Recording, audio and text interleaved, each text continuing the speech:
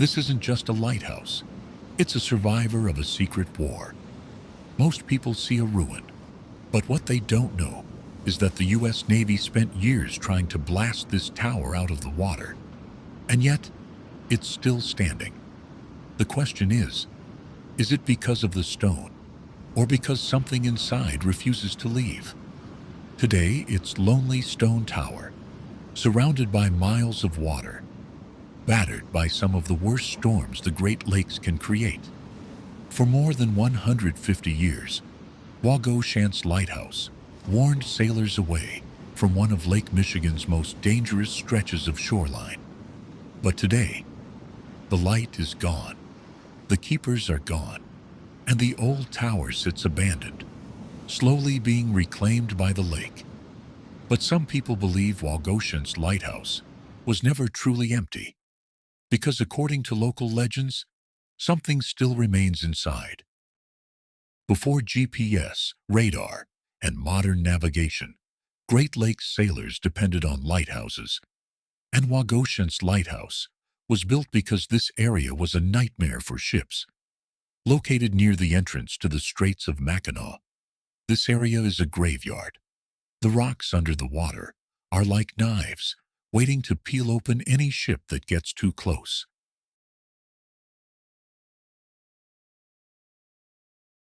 The first lighthouse was built here in 1851, making it one of the earliest major navigational lights on Lake Michigan. But this wasn't an easy assignment. The lighthouse was isolated. Supplies had to be brought in by boat. Storms could trap people inside for days or even weeks. And in the winter, Lake Michigan could become a frozen prison. Imagine being a lighthouse keeper in the 1800s, without electricity, a phone, and no internet. Just you, your family, a lantern, and a tower surrounded by endless waves. The keepers who lived at Waugoshance weren't just caretakers, they were the first responders of the lake. When ships crashed, they were often the only help nearby. The lighthouse witnessed countless storms and shipwrecks. Some sailors survived, others disappeared beneath the waves. And over time, stories began spreading about strange things happening around the lonely tower. Some claimed lights could still be seen moving inside the abandoned lighthouse, long after the beacon went dark. Others reported hearing footsteps or voices coming from a place where no one should have been. But were these ghosts, or just the sounds of an ancient structure fighting against the lake?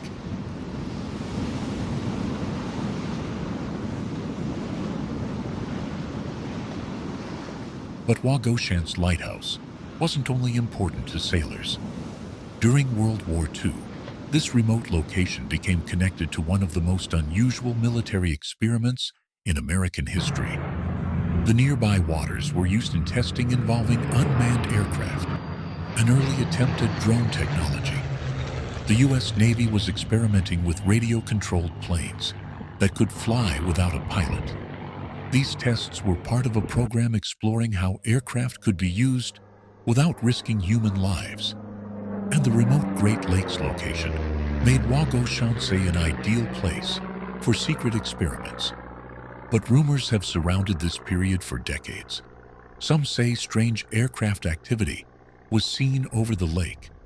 Others believe explosions and military testing damaged the old lighthouse. The truth? The Navy didn't just test here. They used the lighthouse as a literal bullseye for some of the first drones ever built. It was a shooting gallery in the middle of the lake.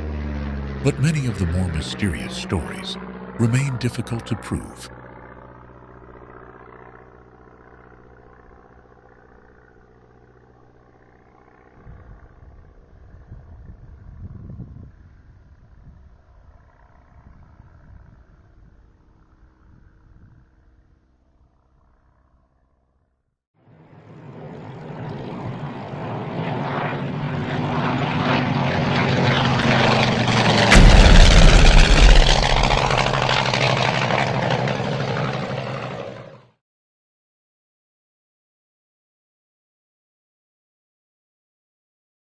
After more than a century of guiding ships, Waugoshance Lighthouse was finally decommissioned in 1962.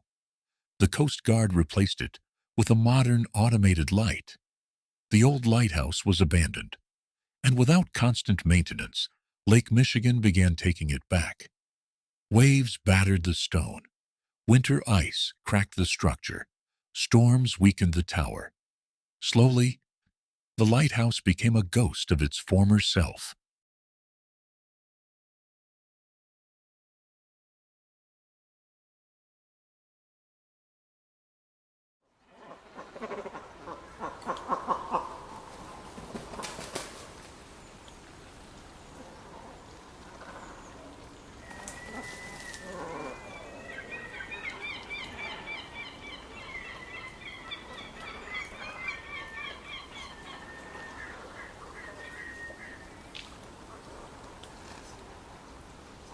If Waugoshance had simply been abandoned, its story might have ended there.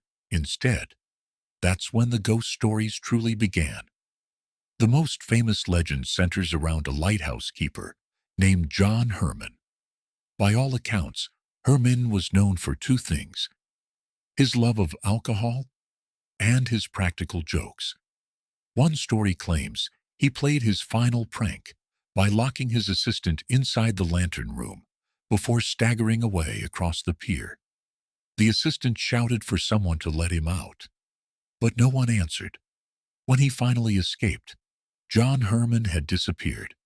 According to the legend, he had fallen into the icy waters surrounding the lighthouse and drowned. But here's where the story becomes strange. Herman's death certificate records that he actually died 3 days before this incident supposedly occurred. So then, who locked the assistant inside the tower? After his death, lighthouse keepers reportedly began describing things they couldn't explain. Chairs were suddenly kicked out from beneath them. Coal buckets mysteriously filled themselves. Furniture moved during the night, even when no one else was there. Doors opened and closed on their own. Footsteps echoed through an otherwise empty station.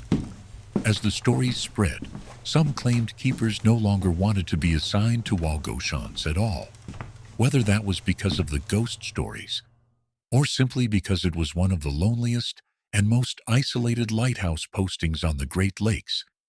Depends on who you ask. Then there's another curious tale. During the devastating Peshtigo Fire of 1871, smoke from Wisconsin drifted so heavily across Lake Michigan that visibility nearly disappeared. According to legend, Assistant Keeper James Davenport remained at his post for nearly 3 straight days, ringing the fog bell almost continuously to guide ships safely through the darkness. Some stories even claim he survived with the help of mysterious, unseen forces that somehow kept him going. Whether that's history or legend, it's become another piece of Waugoshance folklore. Perhaps the most intriguing account comes from much more recent times. Photographer Jim Tamlin, who had spent years photographing Great Lakes lighthouses, once described Waugoshance differently than any other lighthouse he'd visited. He said, "When you're out there all alone, there is something eerie about the place." That feeling eventually inspired two men to do something few people would willingly attempt. They decided to spend an entire night inside the abandoned lighthouse, hoping to meet John Herman's ghost. They intentionally came with only flashlights, sleeping bags, and one unusual offering: a bottle of scotch. After all, if the stories were true, John Herman supposedly enjoyed a good drink. So they poured him a glass on the rocks and waited. The night brought whispers, howling wind, thunder, and an overwhelming feeling that someone else might be sharing the ruined lighthouse with them. But they never saw an apparition. The next morning, the untouched glass of scotch still sat where they had left it. Disappointed, they packed up and returned home. Or so they thought. A week later, they discovered something they still couldn't explain. The scotch bottle hadn't moved. The liquid level was exactly the same, but when they opened it, it no longer contained scotch. It was filled with water. Lake Michigan water? A practical joke. No one has ever answered that question. Maybe there's nothing supernatural about Waugoshance. Maybe the crashing waves, the isolation, the ruined walls, and the stories passed from one keeper to another are enough to convince our minds that something is there. Or maybe, after more than 170 years of storms, shipwrecks, loneliness, and tragedy, some places simply refuse to let go of their past. Today, Waugoshance Lighthouse stands as one of Michigan's most forgotten landmarks, a warning tower, a military curiosity, a survivor of countless storms, and perhaps a place where the past refuses to completely disappear. But what do you think? Is Waugoshance Lighthouse haunted, or is it simply the eerie result of history, isolation, and a century spent battling Lake Michigan? Let me know what you think, because here we investigate the strange stories hiding between history and legend. Is this 99% true or not? If you enjoy strange history and the paranormal, please like and subscribe. It helps a ton, and I'll make more.